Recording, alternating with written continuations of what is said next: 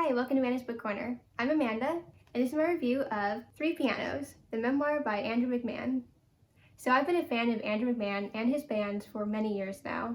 I discovered him with the mixtape, which was the first single from his album Everything in Transit, his first record with Jack's Mannequin, and I've been a fan of him ever since. I have all of his CDs, and yes, I do still collect CDs because I'm old school like that.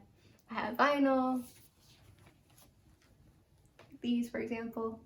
I have merchandise. I've seen him live numerous times. So yeah, I'm a big fan of him. I love Something Corporate, Jack's Mannequin, and McMahon in the Wilderness. Everything he's done I've enjoyed and I've listened to and I've learned all the lyrics to. He's one of my favorites. So I found out he was writing a memoir in spring 2020, right around the time that COVID and everything began. And so I was really excited for this. I ended up pre-ordering it and it finally arrived in early November. So I spent the last couple of weeks reading this book and it kind of actually renewed my love of Andrew McMahon and his music. This book follows his life from childhood through his latest project, Andrew McMahon in the Wilderness, and it's divided into 3 parts. Each part is dedicated to one piano that was an important part of his life at that time, hence the name Three Pianos. So the first piano is the one that he had through his time living at home with his parents. The second piano is the one that he had with Something Corporate and Jack's Mannequin, and the third piano is the one that he had after his leukemia and to present. Despite my years of following Andrew McMahon and listening to his music and watching his documentary, Dear Jack, it was actually interesting to me to learn of several things that I was not aware of in his life, especially early on. The book starts off with how he was born in New Jersey, and because of his dad's job, they moved around a lot when he was a kid. They moved from New Jersey, they ended up in Chicago, they went down to California briefly because his uncle had terminal cancer. They went back to the Midwest to Ohio. They finally landed and stayed in California. One thing that really impacted me early on was how he talked about his father's addiction. His dad ended up getting addicted to painkillers due to migraines that he had. And his addiction became a really devastating thing, not only for him, but also for the entire family. And it was hard to read how his father's addiction really tore apart everything that they had. It made his dad lose his job. It made Andrew's mom and him and his sister leave him behind in Ohio to go to California to stay away from him. And it just shows how harrowing drug addiction can be. It's something I could kind of relate to on my own level as well. My dad was an alcoholic for all of my life, and although it didn't have quite the extremes that Andrew McMahon describes here, there were certain elements that rang true that I recognized in my dad and in my family, and how we grappled with having an addict in our family. Later on, we get to see how Andrew was when he was a teenager and how he started to come into himself as a teenager with the group of friends that he was making, and also with how music became such a powerful force in his life.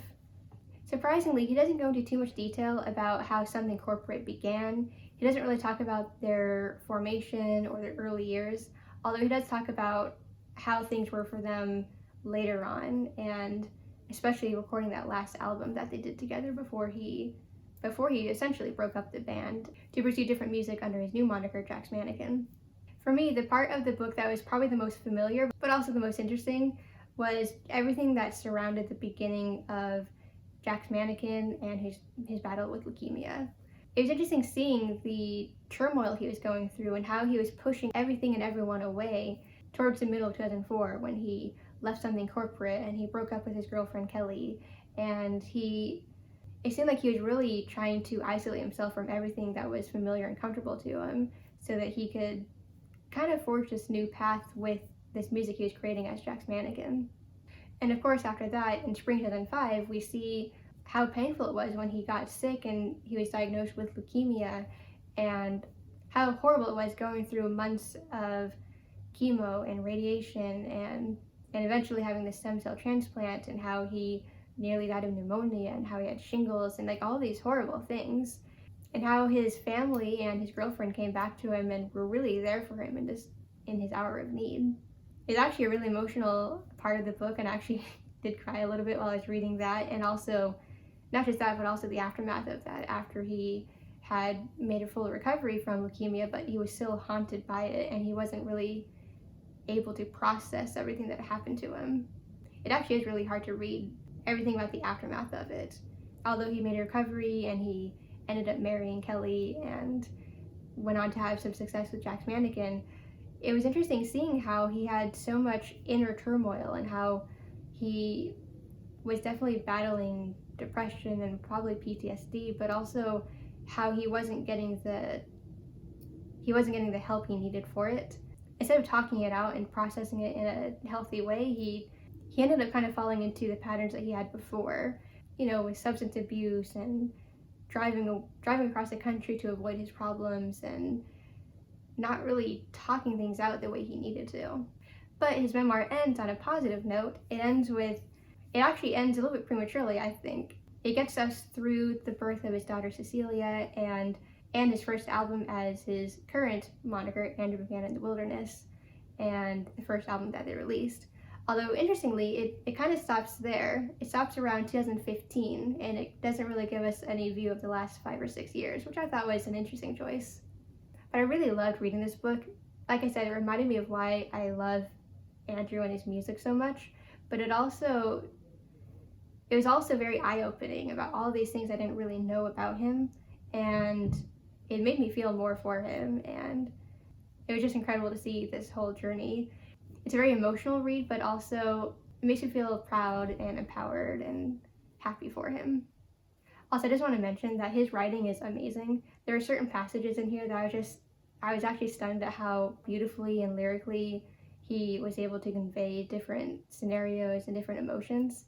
I already know he's an excellent writer. He's written amazing songs throughout his career, but it's interesting to see how that really shines through in his memoir as well.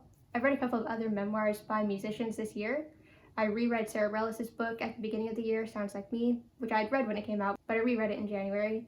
I also read Alicia Keys' memoir, More Myself, and incidentally, they're all pianists. I don't just listen to pianists. Apparently, they're the ones who are writing memoirs.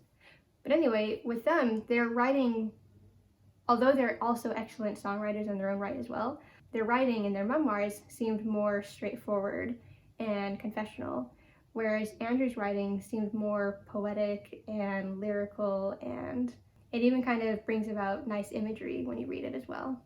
If you love Andrew McMahon, if you love music, if you want to read about a cancer survivor and someone who had leukemia as an adult, if any of those categories ring true for you, this is definitely a book you should read. I think it'll make you more of a fan of him too, at least it did for me. And I was just really happy to get to read this memoir, and it makes me look forward to hearing more music from Andrew McMahon in the near future. So I gave 3 Pianos 5 stars. So I hope you enjoyed this review video. If you did, please like, comment, and subscribe. And to make sure you don't miss any more of my videos, please ring the bell to get all of my notifications. I'll be publishing at least 1 or 2 book review videos like this one every week, and in the coming weeks, I'll also be putting out additional content that you won't want to miss. So thanks for watching this video, and I hope to see you in the next one. Bye!